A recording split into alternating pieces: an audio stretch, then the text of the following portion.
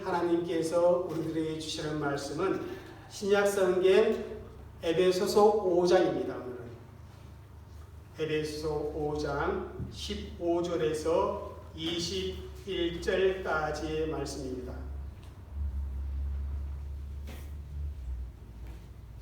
우리 함께 같이 읽도록 하겠습니다.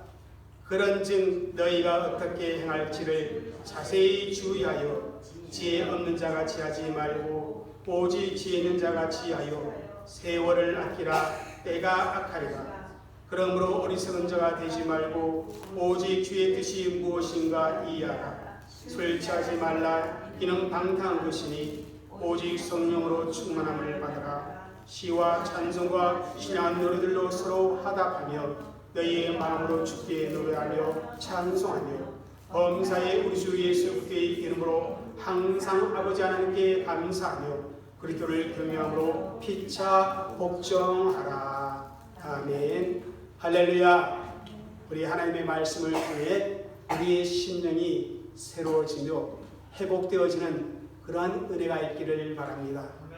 지금까지 야고보서를 통해서 우리는 믿음과 행함의 일치, 그리고 신앙과 생활의 균형을 위한 생활신앙에 대해서 말씀을 듣고 있었습니다.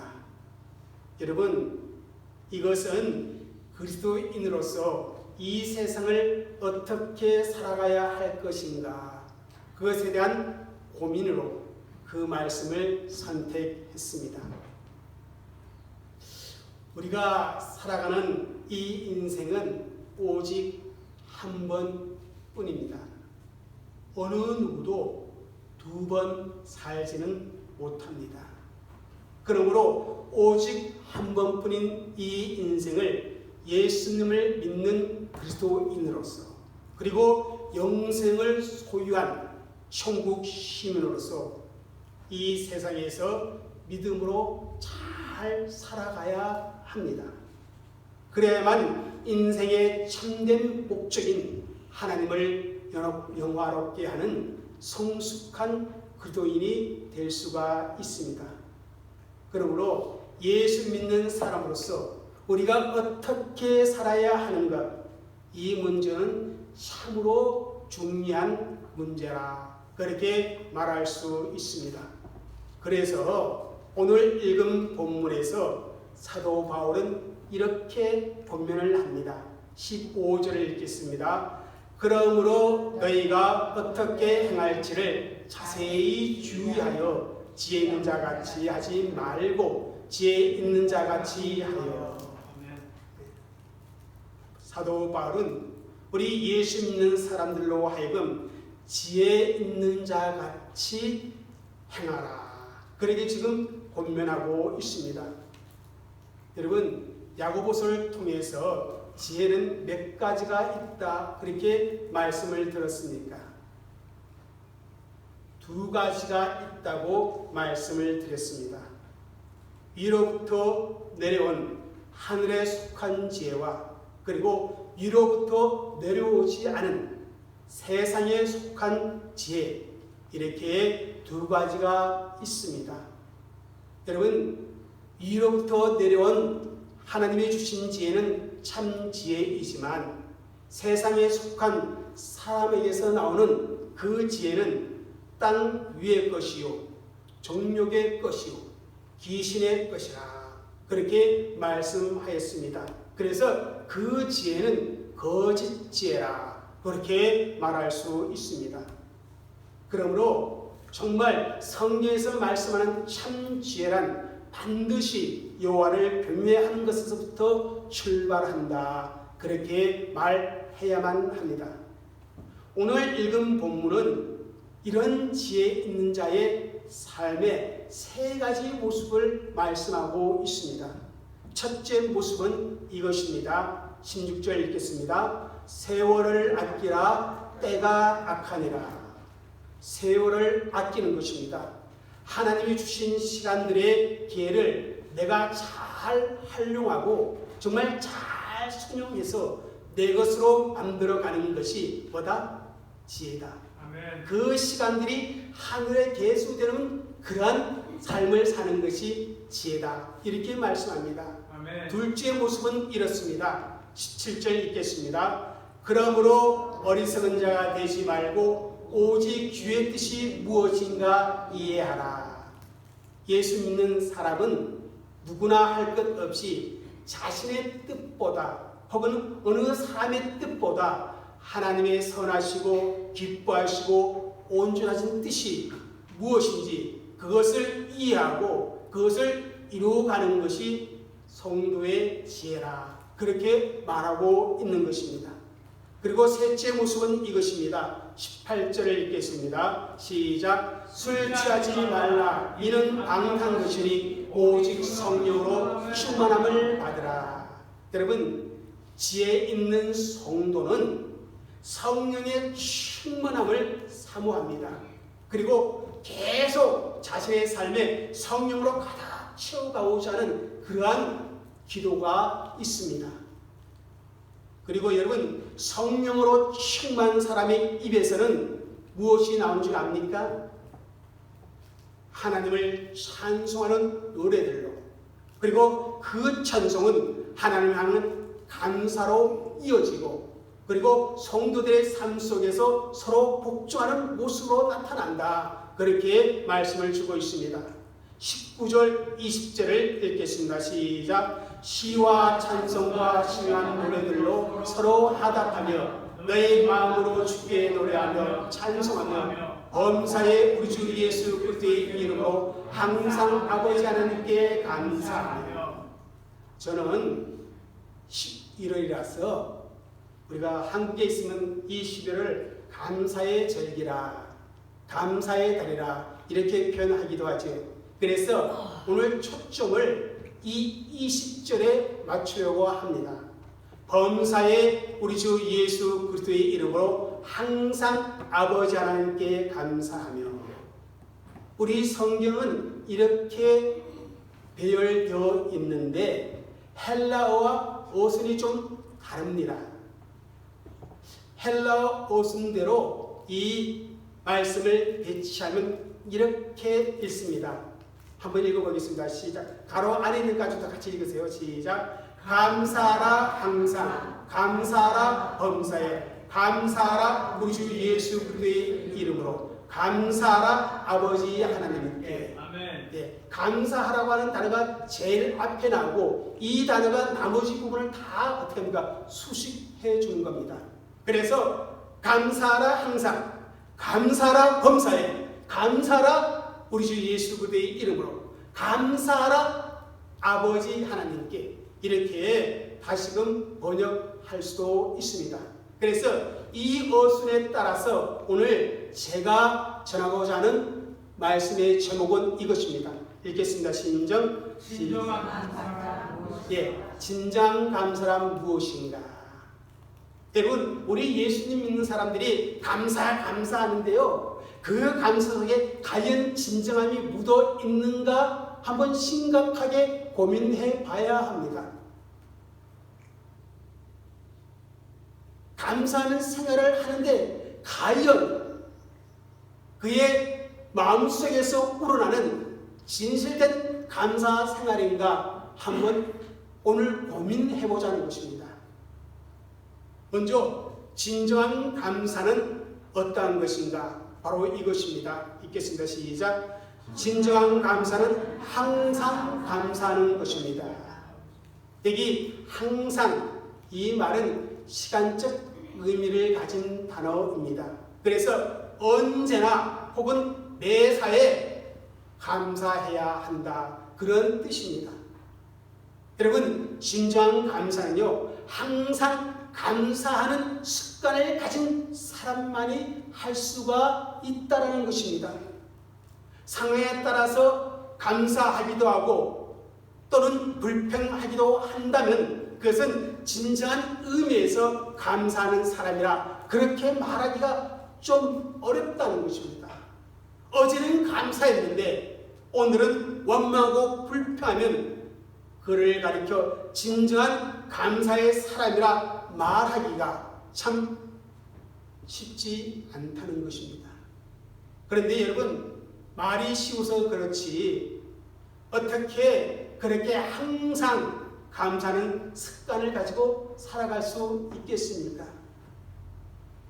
항상 감사한 것은 불가능한 일로 보이지 않습니까? 불가능한 일.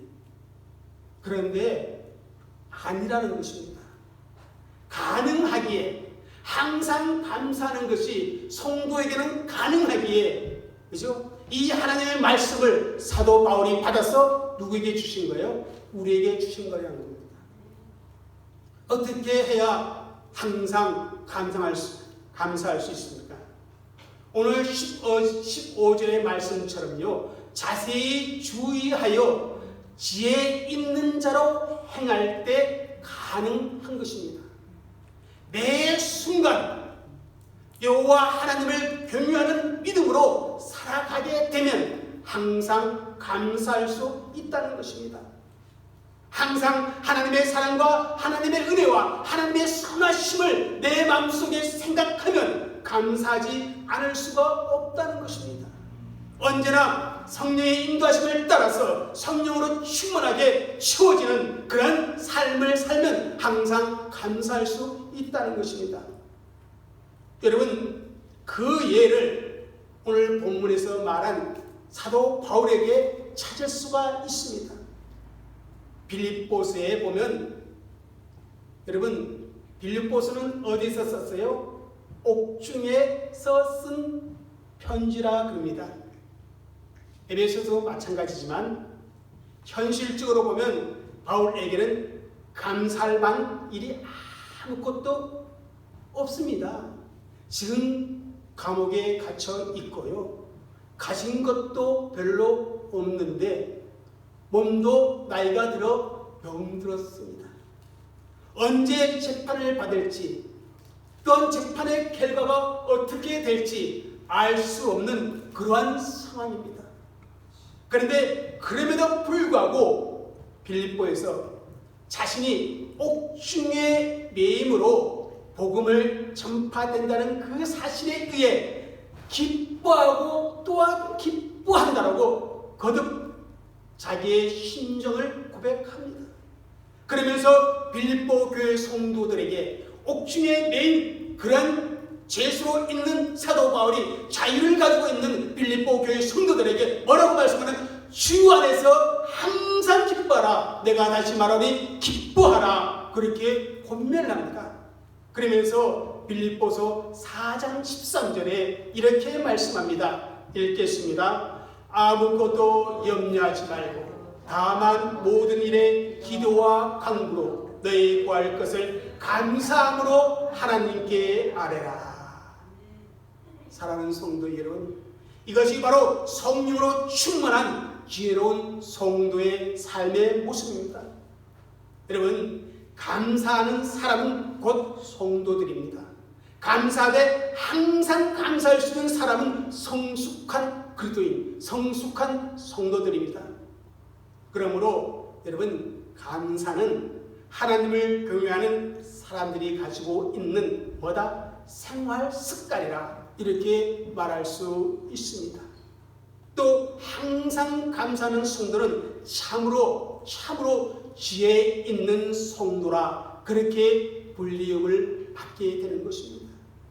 여러분, 감사는요 또 다른 감사를 낳습니다. 그리고 더 큰 감사를 부어주시는 하나님의 은혜를 경험하게 됩니다. 스펄전 목사님은 이런 말을 했지요.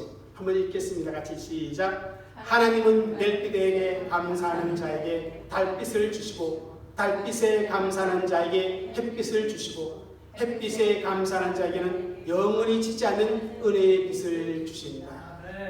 사랑하는 성도 여러분, 정말 성령으로 충만한 지혜 있는 자의 삶을 살아감으로 항상 감사할 수 있는 그런 저와 여러분이 되어주시기를 주의 이름으로 축복합니다.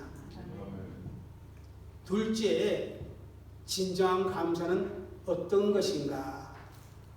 한번 읽겠습니다. 시작. 진정한 감사는 범사에 감사하는 것입니다. 여러분, 이 범사란 말이 뭡니까? 모든 일에, 어떤 상황 속에, 그겁니다. 모든 일에 어떤 상황 속에서도 뭐 하라고 하는 거예요? 지금 감사하라. 그렇게 말씀을 주고 있습니다. 여러분, 우리가 솔직히 한번 생각해 봅시다. 모든 일에 감사하라. 이것은 불치의 병에 걸리게 돼도, 불의의 사고를 당해도 감사해야 한다. 그런 의미입니다. 그런데 여러분, 고통과 슬픔을 가져오는 그런 불치의 병, 그런 불의의 사고, 그런 상황에서도 감사하라는 말은 정말 너무 지나친 요구가 아닙니까?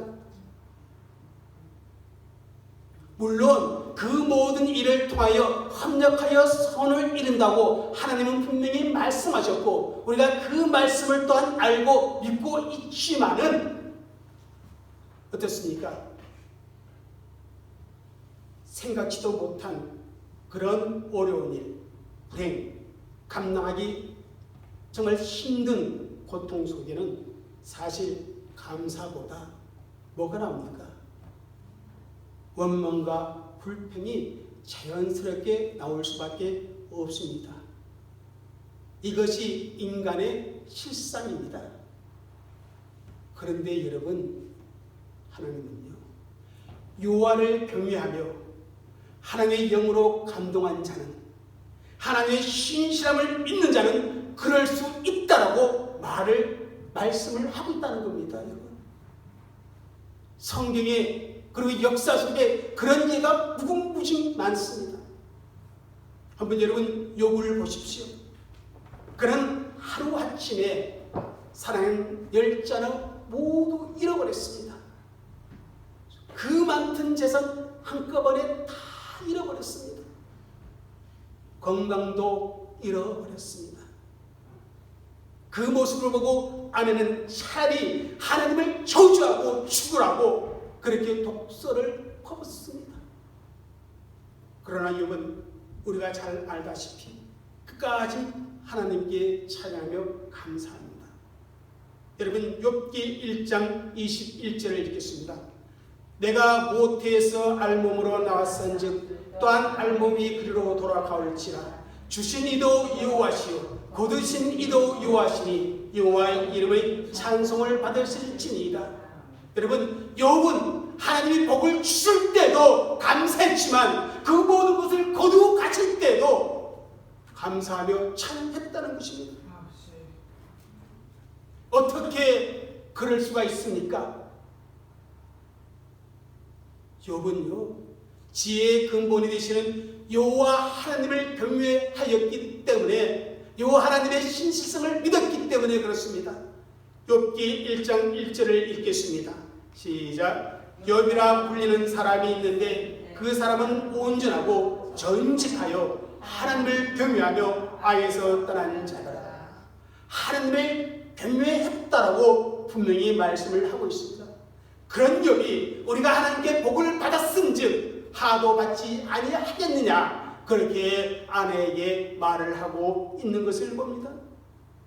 욥은 자신이 당하고 있는 말할 수 없는 그 고통과 그 비참한 그 상황이 무엇을 의미하고 있는지 그것을 이해하지 못했습니다. 하지만 그 속에 하나님의 섭리가 있음을 그는 믿었던 것입니다. 그래서 감사할 수 없는 그런 상황임에도 불구하고 하나님을 찬양할 수 있었던 것은 그가 여호와 하나님을 신실하게 믿는 믿음의 사람이었기 때문에 그랬습니다. 여러분, 우리 한국교회 사랑의 원자탄이라고 별명이 붙은 송양은 목사님을 잘 아실 것입니다. 여수 반란 사건 때 고만 공산당에게 두 아들을 잃고 말았습니다. 그럼에도 그는 두 아들 장례식 때 탑사를 하는데요, 하나님께 감사드린 것으로 유명합니다. 어찌 보면 정상적인 사람이라 그렇게 말하기가 어렵습니다. 원망하고 불평해야 하는 것이 정상인데 오히려 그는 그 장례식장에서 하나님께 감사 고백을 했다는 것입니다. 그 내용을 제가 일부를 읽어드리겠습니다. 나 같은 죄인의 혈통에서 순교자의 자식이 나오게 되었으니 감사합니다. 많은 성도들 중에서 이 귀중한 고백을 특히 내게 주셨으니 감사합니다. 삼남 삼녀 중에서도 가장 아름답고 소중한 장남과 차남을 바칠 수 있게 해주셨으니 감사합니다. 한 아들의 순교도 귀하거든 하물며 두 아들이 순교하게 되었으니 감사합니다. 미국 보내려고 준비했던 아들을 미국보다 더 좋은 천국으로 보냈으니 감사합니다. 두 아들을 주인 원수를 해결시켜 아들을 삼고자 하는 사랑하는 마음을 주셨으니 너무나도 감사합니다. 여러분, 그 말할 수 없는 아픔과 고통 속에 이렇게 감사할 수 있었던 이유는 과연 무엇 때문이겠습니까?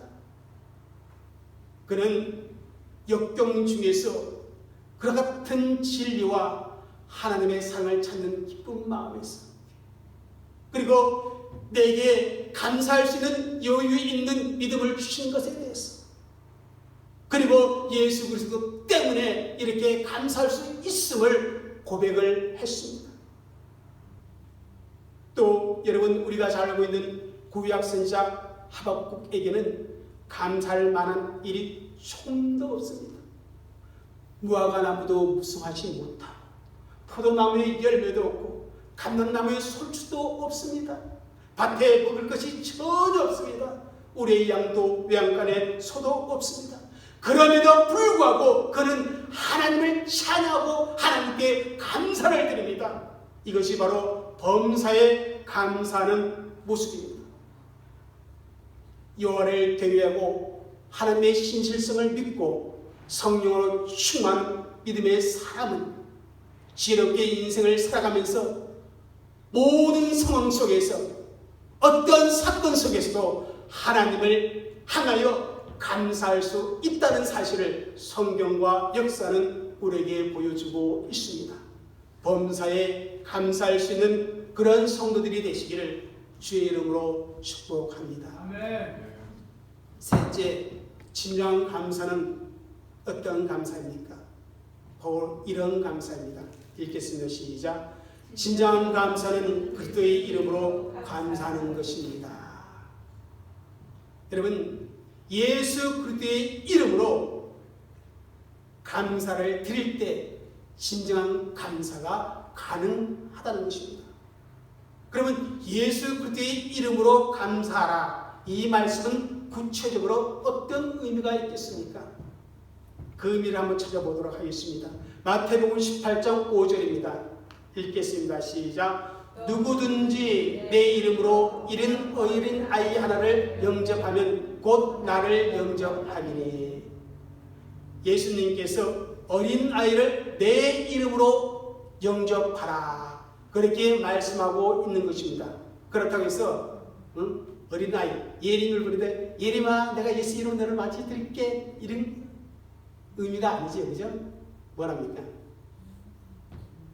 유진 피터슨 목사님의 그 메시지에 보면 이것을 이렇게 해석했습니다. 너희가 나를 생각해서 어린아이 같은 사람을 받아들이면 곧 나를 받아들인 것과 같다. 그러니까 예수님의 이름으로 어린아이를 영접하라는 그 말은 그 아이가 마치 누구와 같이 예수님과 같이 여기고 예수님처럼 생각하고 예수님 모시듯 그 아이를 영접하라, 그런 의미가 아니고 무엇이겠습니까? 네? 한 사람을 보는데 그 사람 그 존재를 보지 말고 그 사람을 예수님처럼 예수님으로 생각해서 그 사람을 대하라, 그런 의미가 아니고 무엇이겠습니까? 또 마태복음 18장 20절을 읽겠습니다. 시작. 두세 사람이 내 이름으로 모인 것에 나도 그들 중에 있느니라. 여기서 또 마찬가지입니다. 예수 이름으로 모인다는 것은 예수의 이름을 사용하기 위해 모인다, 그런 의미가 결코 아닙니다. 뭡니까? 예수님 때문에, 예수님으로 인하여 모인다는 것입니다. 예수님 때문에 기도하기 위해 모이고 예수님 때문에 하나님을 예배하기 위해 모이는 그것을 의미하고 있습니다. 그래서 그리스도의 이름으로 감사하라, 이 의미는 바로 이런 것입니다. 예수 그리스도를 생각하며 감사하라. 예수 그리스도 때문에 감사하라. 다시 말하면 우리가 예수 그리스도의 이름으로 감사하는 것은 예수 그리스도를 생각하고 예수 그리스도 때문에 하나님을 향하여 감사하라는 그런 의미의 말씀인 것입니다. 여러분, 왜 성도들이 감사하는 생활을 제대로 못합니까? 왜 내가 그렇게 못하는 줄 아십니까?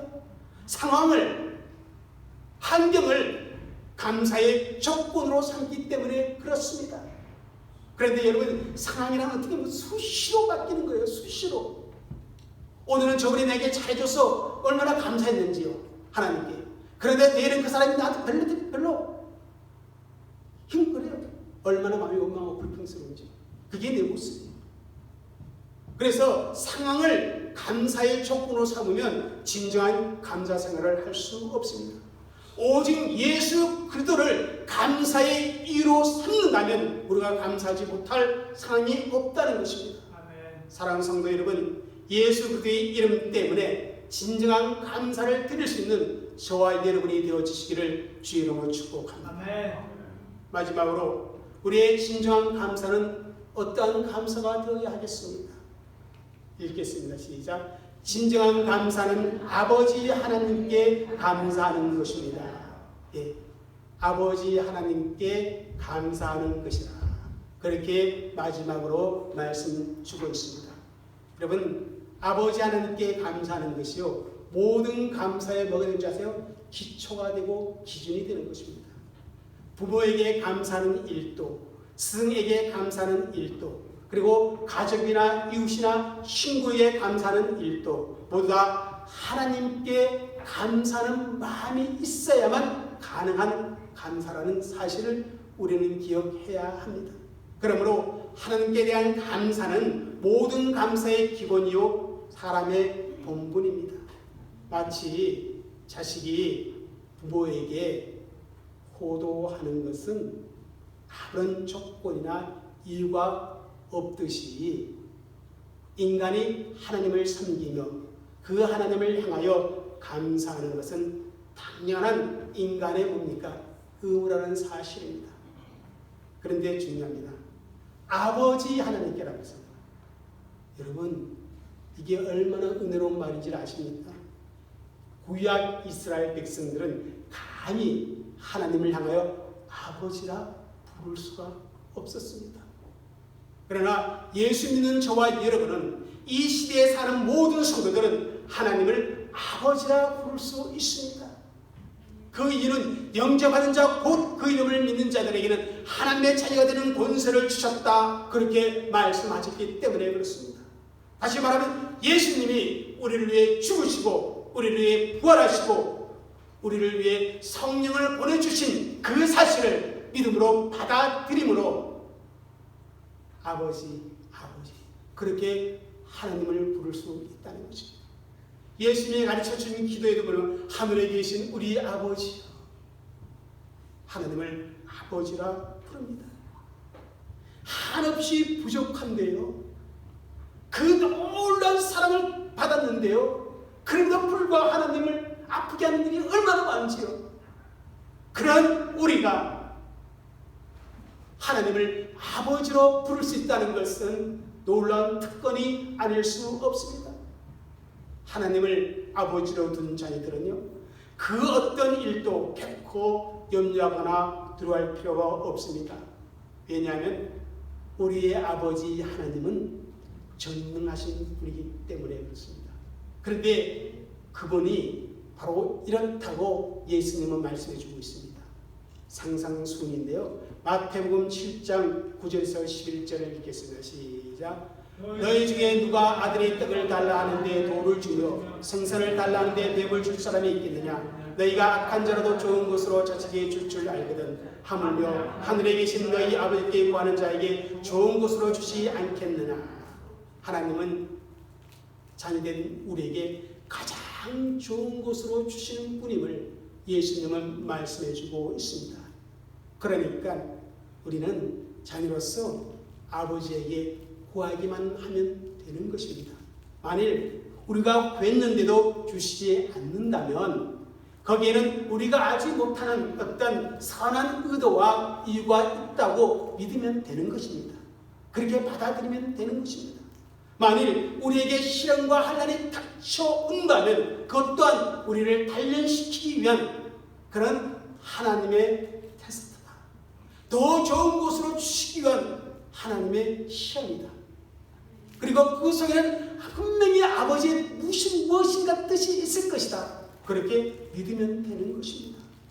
그러니 그 어떤 경우에도 우리는 아버지 하나님께 감사하지 않을 수 없다는 것입니다. 하나님을 아버지로 고백하며 살아가는 저와 여러분들이 정말 어떠한 상황 속에서도 범사에 예수 그리스도의 이름으로 하나님께 감사를 드릴 수 있는 그런 저와 여러분들이 되어주시기를 주 이름으로 축복합니다. 여러분, 다음 주일은 추수감사주일입니다. 우리가 평소에도 늘 감사해야지만 1년에 한 번 특별한 감사를 드리는 날입니다. 마음을 다하고 정성을 다해서 최고의 감사를 하나님 앞에 드릴 수 있는 그런 저와 여러분 되시기를 주 이름으로 축복합니다. 이 시간 우리 모두 두 손을 모으고 우리에게 주신 하나님의 말씀을 조용히 생각해보며 하나님께 기도합시다. 어떠한 상황 속에서도 항상 감사할 수 있는 사람이 되고 싶습니다. 하나님, 나로 하여금 성령으로 충만케 하시고 지혜 있는 자가 되어서 항상 범사에 예수 그리스도의 이름으로 하나님께 감사하는 인생이 되게 하옵소서. 그런 간절한 마음을 가지고 하나님께 기도하겠습니다.